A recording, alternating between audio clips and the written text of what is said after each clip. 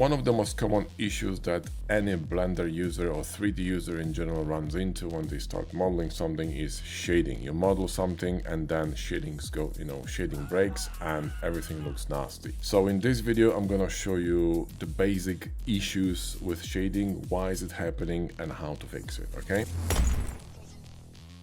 Now, we're not going to be focusing on technicalities because that's not the point of this video, but we're going to be focusing on how to solve the problems and also how to recognize what the problem is, right? So first of all, let's start with the basics. And I'm going to be using Addons and box cutter for this, but don't worry, like I said, don't worry about the tools, focus on what's happening and how to fix it, okay? Because you need to understand what the problem is. So if I'm going to cut this with a boolean, everything is fine, right? Everything is fine. All the, surfaces are flat, the shading is perfect, no problem.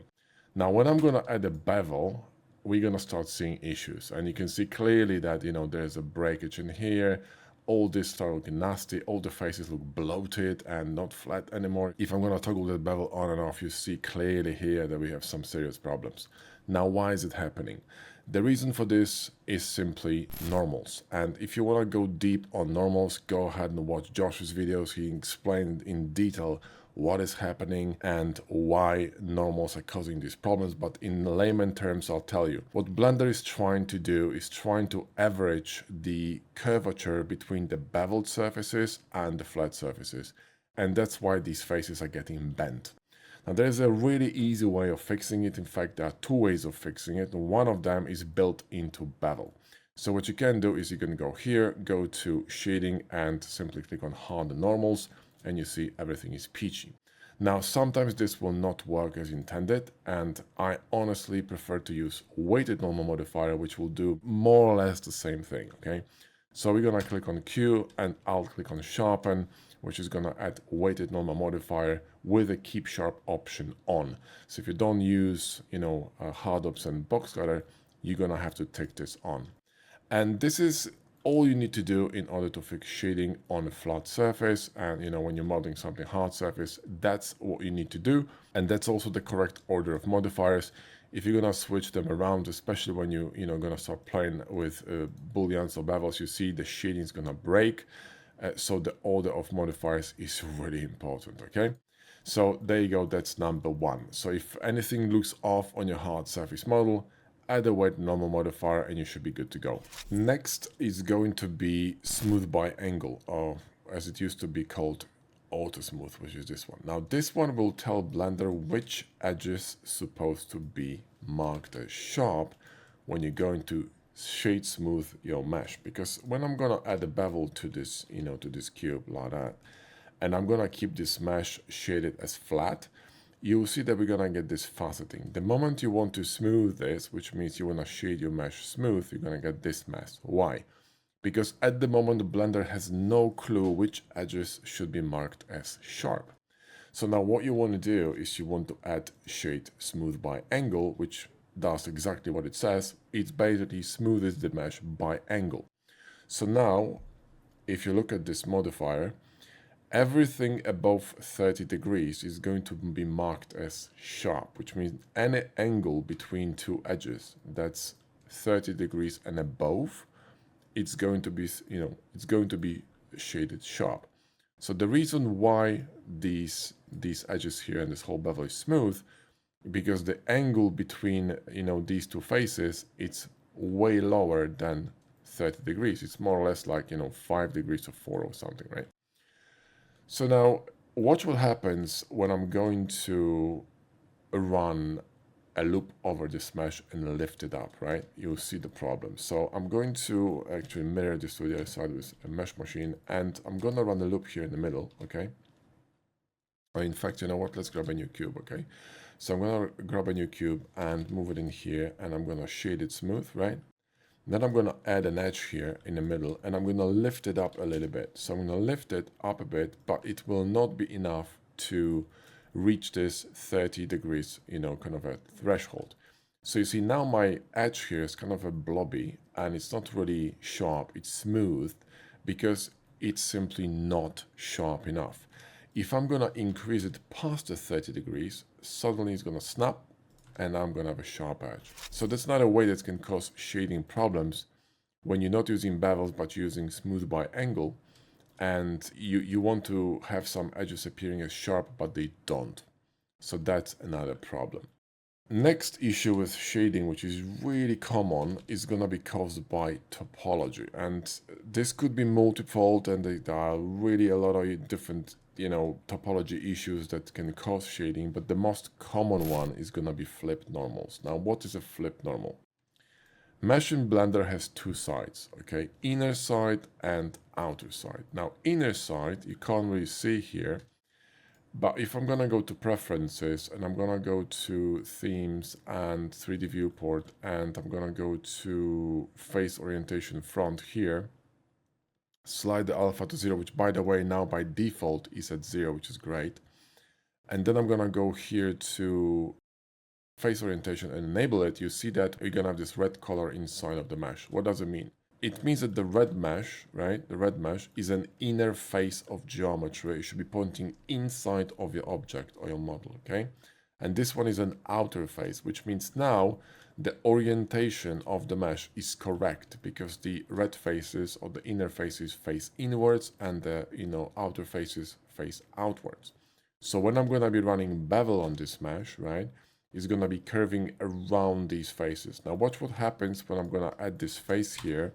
Go to Alt-N menu, right? And I'm gonna flip it. So I'm gonna flip the mesh from inside out, which means the red now is outside and the correct orientation faces inside. You see what's gonna happen to your bevel? It's gonna be wrapping around the other way around because guess what? The mesh is flipped inside out. So this could cause serious issues when you're gonna be modeling and adding some, booleans and whatnot. Let's say we're going to apply this and we're gonna flip this face, right? So Alt-N and flip it, and you're gonna have an absolute disaster. And if you don't have this option turned on, you'll be wondering what the hell has happened to my mesh. And occasionally when you're working on a mesh, you'll see that booleans can actually cause this issue, and you'll be very confused to what's happening. And in addition, you can see there is a nasty crease in here. You can see that here. That's caused by a lack of weighted normal modifier. So we could kind of flex this face, but still doesn't fix this problem. So what you want to do, go to edit mode, select all the faces and Alt-N and recalculate outside, which is going to recalculate all the faces and make them face the correct orientation or correct side, okay? And that's gonna fix your shading. Another problem with shading, we can use the same example, is gonna be overlapping topology, which is really common, okay? So when you have a bevel or something that's actually too large, and what's happening here is really easy to see with hard ops and box cutter. So if you go to bevel and press Z to see, you see what's happening is that these edges here of this bevel, let me just enable wireframe, this edge here, right, which is the end of the bevel, and this one, which is also the end of the bevel, the edge of the bevel, right, they're gonna overlap, so they're gonna run underneath one and then flip the geometry, and this is what's causing the shading problem. So if you see something like this is usually the cause, which means your topology is basically clashing with, with itself and creating a problem. And this is a really common issue when you're modeling, so you gotta be very careful, how you place your bevels, how you place your loops, how you place your booleans and all that. And sometimes moving a bevel a little bit or moving, let's say I have, let's just run a knife cut here, so okay. And you see, because I have this edge here now, my bevel is clashing with this edge, right? And this creates this shading problem here, okay? So you need to be very careful how you're gonna place your topology, or for example, how you're gonna place your booleans, because you could easily move this this boolean up. Well, now it's applied, which we can't move it, but I could just grab these faces or this face, right, and move it a little bit up here, and it's gonna be above this edge, and the problem is gonna be gone. So you have to always watch your topology when you're modeling something. It doesn't matter when you're using n-gons or quads, it doesn't really matter. It's the same principle, just different polygons, right? So that's another really common issue you can encounter when you're modeling. Then another problem with shading is gonna be when you're gonna be running booleans, and booleans, especially on curved surfaces, could cause a lot of problems. and that's going to be related again to topology, but in this case, not just topology overlapping, but also the size of topology and bending polygons.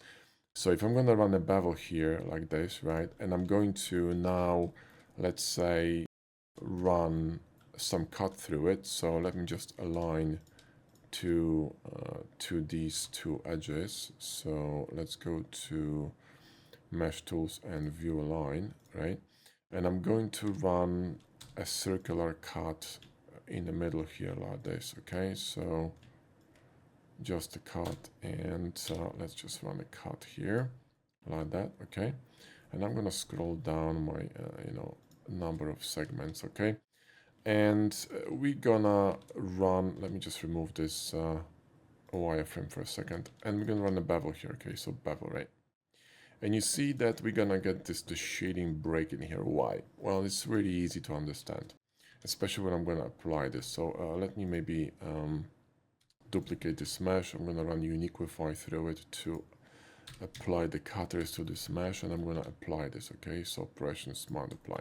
And these are all very basic concepts of Blender. And by the way, if you're a beginner or even intermediate and you're still struggling with these, or just struggling in with hard surface modeling, then I would strongly recommend grabbing our course, the Hard Surface Accelerator, which will teach you all the basics, all the fundamentals, the tools, all the principles of, shading, topology, all that. And then there's a very cool section, practical section on modeling, when you're going to be modeling a really cool sci-fi mech. Then we're going to teach you how to render it, how to present it. Also, we will teach you the principles of design, so how to come up with better designs, how to come up with designs on your own. So, how you can start thinking like an artist. And the course is a very tight curriculum. In just 2 weeks, studying only 30 minutes a day, you can literally master the basics of hard surface modeling and become more proficient in just having fun in Blender. So if you're interested, grab the course. The link is in the video description. So going back to this example, let me show you the problem. See, the problem is that now we got these n-gons here, right? But it doesn't really matter that they're n-gons, because they could be quads. It's going to be the same issue, okay? You're going to still have problem with shading.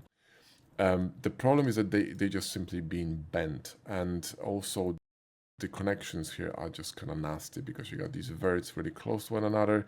Another thing is that the size of the faces, and also this, the distance between the verts is uneven, and this is also contributing to this nasty shading. So the topology here is a little bit messed up, but you can create clean shading using n-gons if you know what you're doing, and there are different tools you can use for that.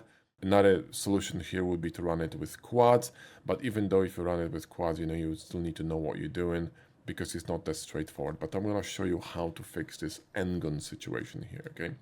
The first thing that I would do here, I would isolate this one before applying the boolean. So I would run a one loop here and one loop here, which is going to isolate this entire area and this entire area. And you see now the shading issue is contained just to our boolean. Same thing we can do here with this boolean. We can run a loop here in the middle like that, and it's going to contain it just to this rim, okay? Now, another problem we have is that, this bevel here is not really dense enough, okay? If you want to run this kind of a complicated cut on your mesh, and by complicated, I mean a cut that's going to be running a circular, a boolean on a bevel, then you're going to need a little bit of a more dense topology, because the topology here is not small enough in order to accommodate the curvature, that this bevel is introducing, right? So, you see, the issue is that if you're going to bend topology in Blender or in any, 3D software, you will get shading problems. So here, for example, if I'm gonna grab this vert here and I'm gonna move it up, you see I'm gonna get a bent quad, right? Bent quad. And even though I would create mesh out of quads, if I have a bent quad, it's gonna be a problem. So if your topology bends, you will have shading issues no matter what kind of topology you're running on your mesh, whether it's quads or n-gons or schmengons. I mean, you can't bend triangles. Triangles will not bend, but quads and n-gons will. So the solution here, right, would be to first create a denser bevel. So we can do this with Mesh Machine, and I'm going to be running here Refuse. I'm going to simply increase the number of, of these polygons, maybe make this bevel a little bit more supple here, right? Then I'm going to grab this, this boolean, and I'm going to move it slightly outside. And I'm going to also increase the resolution of this boolean. Now I cannot really directly do this, right? Because I would need to actually redraw this boolean. But let's do that. So let's go here, and where's this cube? Let me just go to local view. Let's grab this cube, and I'm going to, run a boolean here like this, and we're gonna introduce more segments to this boolean. Okay, we're gonna run something like this. Okay, now we still have shading problem, but that's okay, we're gonna fix it. So now let's isolate it. That's gonna be move number 1, right? Then we're gonna create smaller polygons here. So now you see, because we have smaller polygons, they're gonna have a smaller surface, therefore they're not gonna be bending so much. So it's gonna be much easier to contain the shading. The same thing here, I'm gonna introduce some loops here, on the inside, and now we're good to go. So I know this looks terrible, but this is fixable. So now what we're gonna do, we're gonna apply this, multiply, and now you're gonna be left with this. Now there are different ways of fixing this and different tools of fixing this, but the reason why we have this messed up shading is multifold. For example, in this case here, clearly our bevel is overlapping, it's running over these edges, and the same problem that we were having, right, with this example here. Okay, when I showed you that when you have a bevel too large, eventually you're gonna have this overlapping. This is literally what's happening in here. So what's the solution, right? Well, it's very simple. We just have to move the topology outside the bevel, right? Outside the bevel, right? So it's not clashing with the bevel, and it's going to fix the problem. Now you will be altering slightly, the shape of this edge here, but because this edge is going across this bevel, not along the bevel, it means it will not, influence the shading at all. Because you see, if I move these, right, left and right, I will change the curvature of this bevel here. But if I'm gonna move these up and down, right, so GG and so up and down, this will not really alter any shading, because this edge contributes to absolutely nothing other than containing this boolean area and also making polygons smaller. This one doesn't contribute anything to the shape of this bevel, right? So I can move these up and down, no problem. Now when I start moving these edges, that's going to be an issue, because they're going to be changing the curvature, therefore shading on this bevel, right? So now we got to be careful in here, okay? So watch this. What I would do here, right? We could enable something called surface slide with machine tools and slide this very gently here like this. So it's going to be outside this bevel area. Another thing you could do, you could make this bevel a little bit smaller, right? Another thing you can do, you can disable or enable loop slide. So if you go to geometry, you could enable or disable loop slide, which will influence how these outside edges gonna connect to the bevel if the bevel was applied. Because remember, we are running a live modifier. You see, now it's going across this bevel. If you're gonna disable it, it's gonna be going to the edge of the bevel. Therefore, this shading is gonna be, nice and clean. The issue here is because we have verts way too close. So what we're gonna do is we're gonna select them both, shift 1 with machine tools, and it's gonna be connected cleanly in a very nice and neat fashion. And you see now the edge is gonna connect here and run perpendicular to the bevel. Now remember, the bevel isn't applied, which is why you still see this edge, which is confusing, and then the preview of the topology if we apply the bevel, okay? You gotta have to wrap your head around it. So now this is mostly fine, but honestly, I would just run shift 1 in here, or just 1 to connect these edges to the middle here. So we're gonna reduce the topology count. Here to 1, and this one could be moved a little bit outside. Again, I'm using surface slide with machine tools. Now, if you would like to learn how to work with add-ons, I would really recommend our course, The Ultimate Guide to Hardups and Box Cutter, because this one will teach you how to properly work with hard surface modeling in a quick and easy way. And if you into sub-D modeling, then we also have a sub-D course, which by the way also utilizes add-ons, because if you're not working with add-ons, you need a brain transplant. So anyway, this one, you see, I would basically leave it alone. And the reason for that is if I move it right to here, it's a little bit too much of an angle shift. It's not really that close to this edge either. We could move it just a little bit to the middle, and it's going to slightly influence this curvature. I mean, if you really wanted to, you could maybe move it here, but you see it's going to flatten this area here. So we're gonna have to see how the shading looks later on when we're gonna, kind of disable this wireframe preview, because at the moment it's hard to see.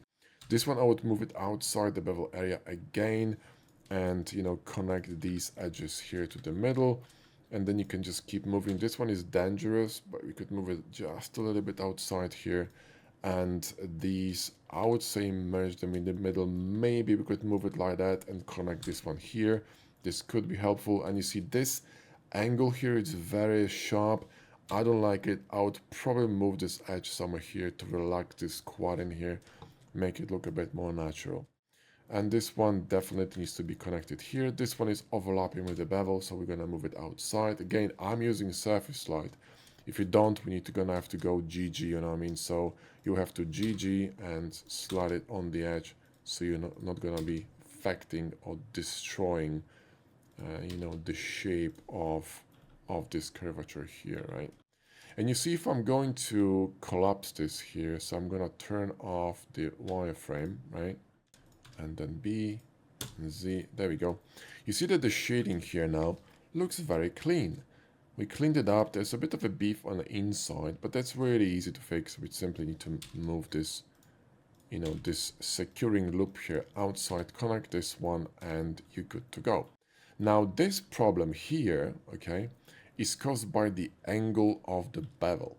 So the reason why this is flat is because we simply have not enough topology on the bevel, right? So watch this. If I'm gonna enable the wireframe again here, right? Not uniform, wireframe, there we go. You see, we don't have enough topology on this bevel to accommodate this really sharp angle, right?